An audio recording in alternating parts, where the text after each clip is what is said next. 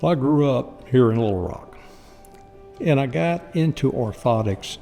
It was just going to college. I was going to what was called back then LRU, Little Rock University, and was working at a service station actually. And a friend of mine introduced me to a small shoe store that needed somebody to manage it. One of the jobs I had in high school was working in a men's department store, clothing store, selling men's shoes. So I had a little bit of experience in that.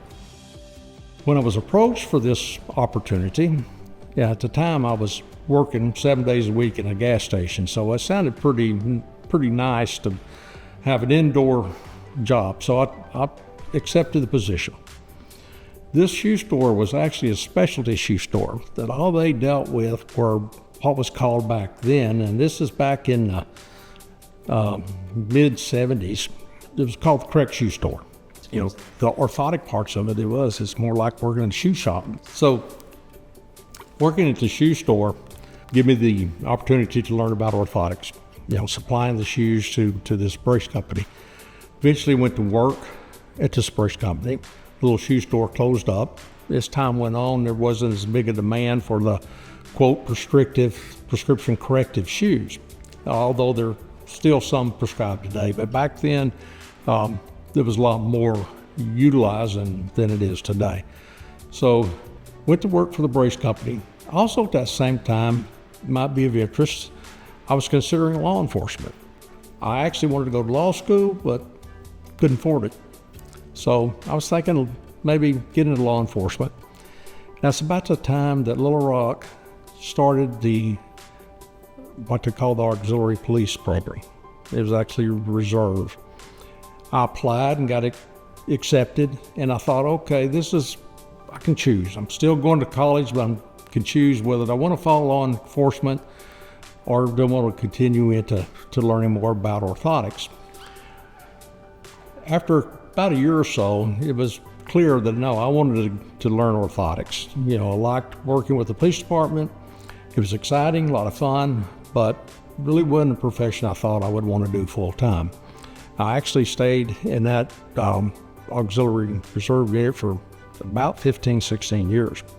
But I went on, started training in orthotics, wound up going to Northwestern University in Chicago, their Orthotics Prosthetics program. That's where I got my academic training, got my experience on the job here in Little Rock, set for my boards, got certified, which was requirement to do state Medicaid, or back then it was what was called Crippled Children's Program. It was still the same department, just a different name, but you had to be certified to provide service to them or Medicare or VA. So that was a big milestone, getting that certification. And that is a national certification still in today. I'm still certified. Done that for a few years.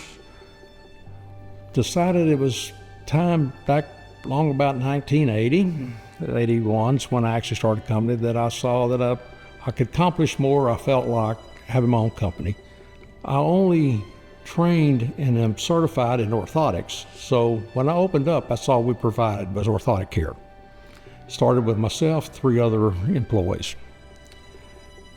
And about, I guess, later 80s, around 1990, I brought in an individual who was trained and certified in prosthetics, and that's when we started being able to provide both orthotic and prosthetic care. Still today, I'm only certified and licensed in orthotics. I personally can only do orthotics. So that's how we got into prosthetics. I brought in someone, and when all 3 of my kids were in high school, they all worked here. I didn't ask them to follow my path. I didn't try to persuade them to get into orthotics and prosthetics. I told them that, you know, while you're in school, you can work, earn your living here, you know, your part-time living. And so they all chose to work here. Mike, being the oldest, was the first one. He started here. He really liked orthotics prosthetics. He decided early on in high school this was the path he wanted to follow. He liked it. Tanya is as she will remind everybody, is the middle child. And so she started working here.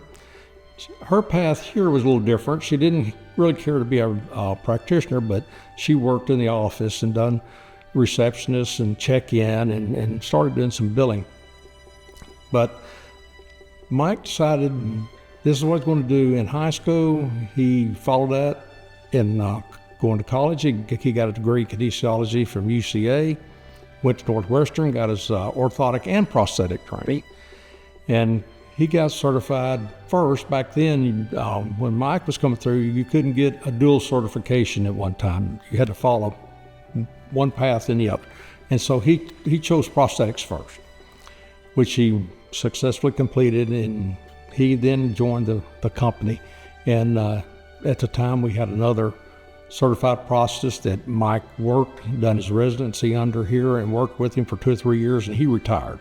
And when he retired, then Mike took over the prosthetics for the company. In the meantime, Tanya goes to college. She wants to get into marketing, which she did, got a degree in marketing.